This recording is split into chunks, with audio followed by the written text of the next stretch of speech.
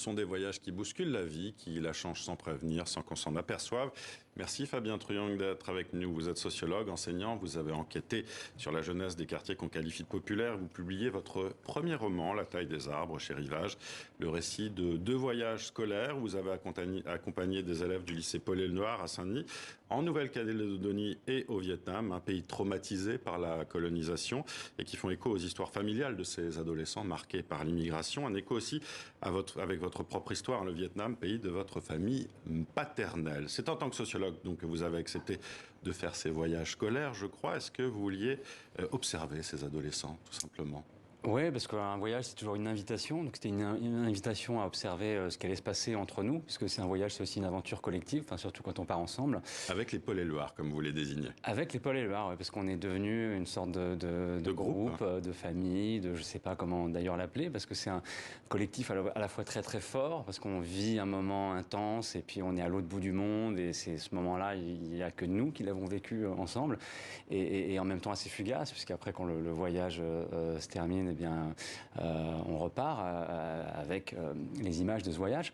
Et donc, voilà, une invitation à observer, mais du coup, je crois que je me suis découvert un peu écrivain aussi au fur et à mesure de ce voyage, parce que peut-être que les lunettes de sociologue, c'était peut-être pas les bonnes lunettes. Vous n'êtes pas à une place de sociologue, un peu évidemment, mais vous êtes aussi un confident, vous regardez, vous vivez aussi tout simplement les choses. Ce livre, c'est pas du tout une enquête, c'est une histoire de rencontre, hein, vous l'avez dit, avec ces filles et ces garçons, et aussi avec les habitants du Vietnam et de Nouvelle-Calédonie. Et ces moments autour du feu, on raconte l'histoire des Kanaks, par exemple, qui sont des moments très forts. Oui, des moments de partage et donc du coup des moments de sensation. Et c'est là où peut-être que la littérature est peut-être plus juste que la sociologie pour saisir en fait ces moments qui sont des moments aussi physiques.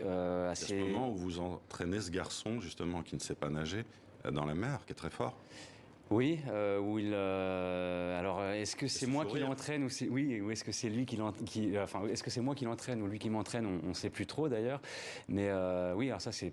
Oui, c'est un moment de partage et du coup qui ont dit, alors là je vais faire le sociologue, mais qui ont dit aussi long sur parce que la question de savoir nager ou pas, c'est vraiment c'est des questions de trajectoire sociale. Et en Seine-Saint-Denis, c'est compliqué parfois d'apprendre à nager. Hein. En fait, oui, c'est-à-dire qu'apprendre à nager, c'est une histoire de classe. Il faut des piscines, il faut des cours, sûr, ouais. C'est payant souvent si on ne va pas à l'école. Il faut de la place, c'est donc et donc le fait de pas savoir nager quand on est très très loin dans une mer très invitante et on se sent presque humilié ou empêché, là aussi se disaient des choses du monde social, mais qui se sont dénouées dans l'eau, dans l'océan et en se touchant. Je le disais, il y a cet écho qui résonne fort aussi entre ces peuples colonisés avec une violence extrême en Nouvelle-Calédonie et au Vietnam, et ces lycéens dont les familles ont pour la plupart émigré en France, de pays eux aussi colonisés par la France. Il y avait ça aussi, ce parallèle-là, très fort. Un parallèle, un entrecroisement aussi, parce que on a une appartenance aussi, vous le dites dès le départ, d'une certaine manière. Ouais. Alors. Oui, appartenance et entrecroisement, je dirais. Parce qu'entrecroisement, au sens aussi, on a tendance à séparer un peu les pays colonisés, mais il y a aussi des histoires qui se croisent. C'est-à-dire que en Nouvelle-Calédonie, il y a une présence algérienne très très forte, qui est liée à l'histoire du bagne et que on envoyait les Kabyles, oui. Voilà, et que du coup les jeunes d'origine algérienne, si on peut parler comme ça, découvrent aussi sur place et du coup les repères changent aussi. Il y a une présence vietnamienne aussi qui est liée à l'extraction. Et indonésienne, oui. Voilà, du nickel. Donc ça se mélange et puis les choses se retournent, c'est-à-dire que alors ce qui a été très très fort dans ces voyages, c'est que ces jeunes qui en fait, alors c'est des jeunes qui se sentent français, mais comme le dit un garçon qui s'appelle Youssef, ils se sentent pas français. Ça veut dire qu'il y a toujours un soupçon, ils se sentent perçus comme non français par certaines personnes. Il y a ce regard justement de ce couple de gens qui retournent en Nouvelle-Calédonie qui parlent d'eux comme des Arabes, hein, et le mari dit mais non, ils viennent de Seine-Saint-Denis. Oui, c'est ce que je disais, dit la femme. Et ce sont des Calédoniens, et ça c'est dans l'avion et c'est au début. Et donc on voit tout à fait. Donc là on sent cette perception.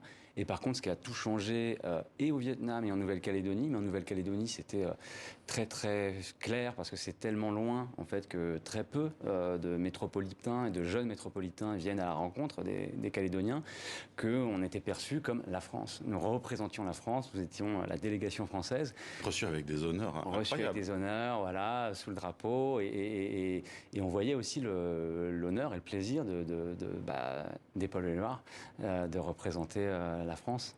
C'est aussi un chemin pour vous, hein, je le disais tout à l'heure, un retour dans le pays de votre famille paternelle, une découverte de qui est votre grand-père, un bout qui manque, qui explique aussi peut-être aussi pourquoi vous êtes sociologue aujourd'hui, pourquoi vous faites des études.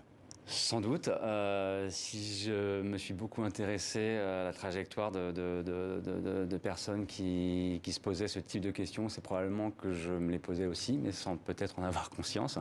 Et je pense que ce que j'ai découvert aussi dans ce voyage-là, parce que comme dans beaucoup de familles immigrées, et c'est quand même beaucoup le cas dans les familles vietnamiennes, il y a beaucoup de silence en fait. Il y a beaucoup de choses qui n'ont pas été dites, qu'on ressent. Moi j'ai vécu avec ma grand-mère, mon grand-père est mort, j'étais encore petit, mais j'ai vécu tout le temps avec beaucoup de livres, hein, votre grand-père. Et voilà, et du coup, voilà, et donc on voit bien qu'il y a... Voilà, c'est une sacrée découverte en tout cas. Rien ne se fait sans rien, mais j'ai découvert qu'il avait écrit des livres, je suis parti à la recherche de ces livres. Et de l'endroit où avez vécu votre famille aussi. Voilà, et ce qui m'a permis de mettre un espace sur des sentiments. Pour qu'un arbre pousse bien, il faut savoir le tailler, bien évidemment. Ce roman, c'est aussi un hommage à Jean-Pierre Auriens, un professeur d'histoire-géographie au lycée Paul-et-Loire, qui emmène des élèves justement de ce lycée au bout du monde depuis des années et qui vous a proposé de venir. C'est un hommage aussi à ces professeurs qui aident et qui prennent le temps de faire pousser ces jeunes. Oui, et du coup, toute cette poussée, elle se fait à bas bruit en fait. On n'en parle jamais assez souvent. Elle est pas spectaculaire, mais elle est à la fois belle et à la fois très fructueuse. C'est-à-dire que ces voyages, c'est des graines. Il en reste toujours quelque chose. Il en reste toujours quelque chose. En fait, le livre est sorti hier. Hier, on s'est tous retrouvés. Donc, les Vietnamiens, les Calédoniens, tous ensemble. Et on a pu mesurer, j'ai pu mesurer à quel point le voyage était encore en nous.